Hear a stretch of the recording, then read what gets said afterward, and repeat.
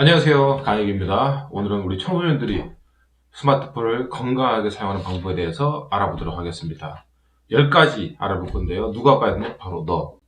지금 유튜브를 보고 있는 바로 너.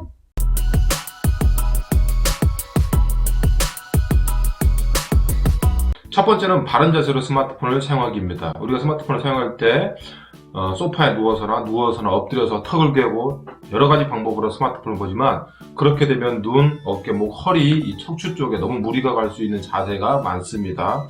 우리가 건강한 자세는 허리를 곧게 펴고 정면에서 15도, 그래야 목과 어깨, 허리를 보호할 수 있고요. 눈과 스마트폰의 거리는 30에서 40cm 정도라고 하는데요. 여러분들이 셀카 찍을 때처럼 폰을 쭉 뻗었을 때 이 정도 거리입니다. 물론 오랜 시간 사용하기는 힘들겠죠. 때문에 앞에 우리가 스마트폰 거치대라든지 앞에 놓을 수 있는 장소에 이 스마트폰을 놓고 사용한다면 건강한 스마트폰 사용 자세가 되겠습니다. 또한 중간중간 스마트폰 사용할 때 눈, 목, 어깨, 허리 스트레칭을 해주는 게 좋고요.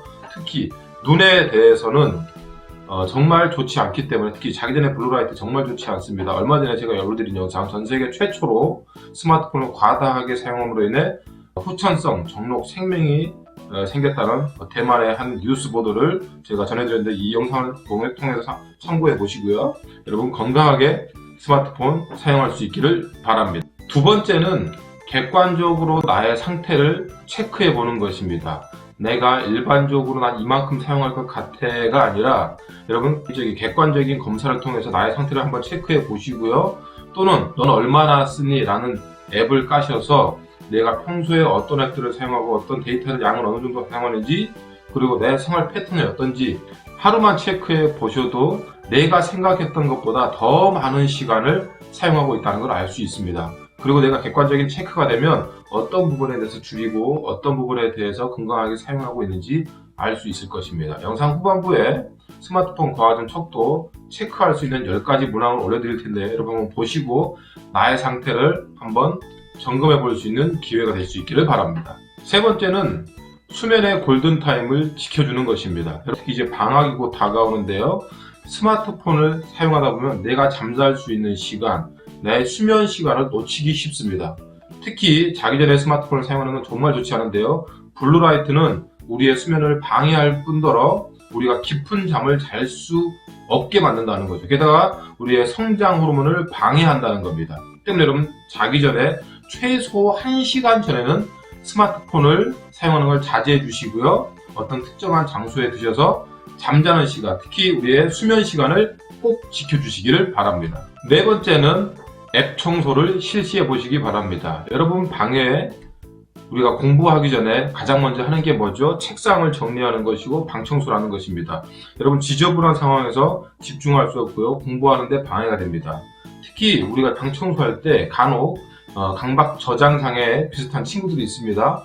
괜히 버려야 될 것도 불구하고 버리지 못한다는 거죠. 그런데 스마트폰 사용에서도 그런 친구들이 있습니다. 오랫동안 사용하지 않는데도 불구하고, 오랫동안 하지 않았던 게임인데도 불구하고 지울 수 없다는 거죠.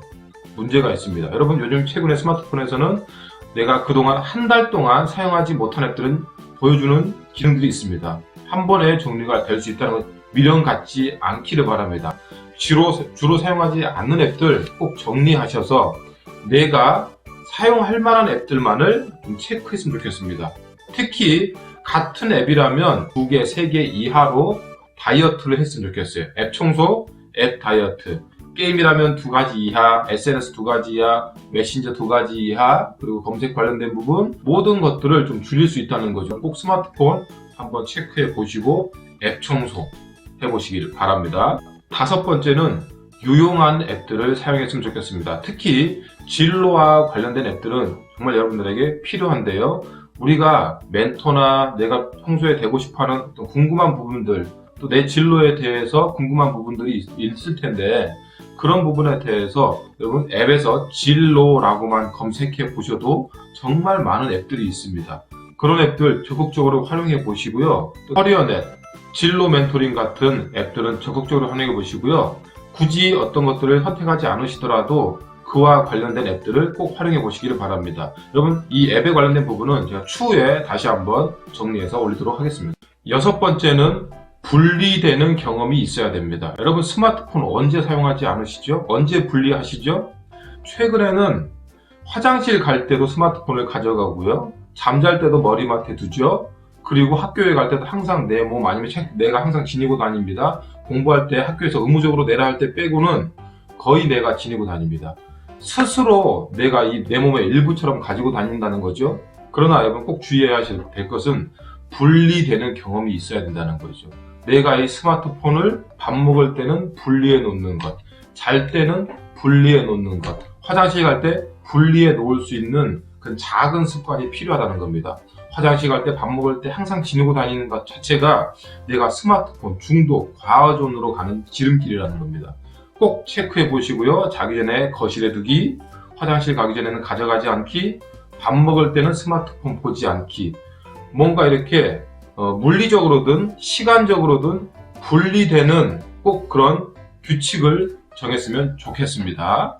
일곱 번째는 아이 컨택을 하는 것입니다. 여러분 스마트폰을 하면서 정말 좋은 기계이긴 하지만 문제점 중에 한 가지는 우리가 사람과 친구의 얼굴을 마주 보면서 대화하는 기회들을 스스로 차단해 버린다는 것이죠. 친구와 만나서 대화할 수 있는 부분도 있고 또 심지어는 내가 누군가 이성 친구에게 고백하는 부분까지 스마트폰으로 또 카톡으로 또 페메로 고백하고 헤어질 때도 마찬가지로 얼굴을 보지 않고 문자로 또 영상으로 카톡으로 또 전화로 헤어지는 겁니다.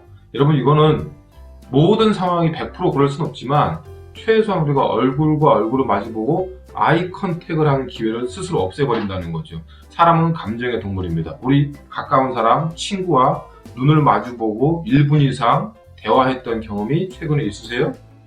그런 경험이 없다면 스마트폰을 잠시 내려놓고 부모님과 아이 컨택을 하시고 친구와 아이 컨택을 하시고 눈을 마주보며 대화하는 기회를 스스로 꼭 만들 수 있기를 바랍니다. 특히 감정과 관련된 부분, 중요한 이야기를 나눌 때에는 꼭 아이 컨택을 할 수 있기를 바라겠습니다. 여덟 번째는 내가 스마트폰을 건강하게 사용하기 위해서 친구와 가족의 도움이 꼭 필요하다는 겁니다. 여러분 헬스나 다이어트를 할 때 혼자 해보신 경험이 혹시 있는 친구들은 혼자 하는 게 얼마나 어려운지 아실 겁니다.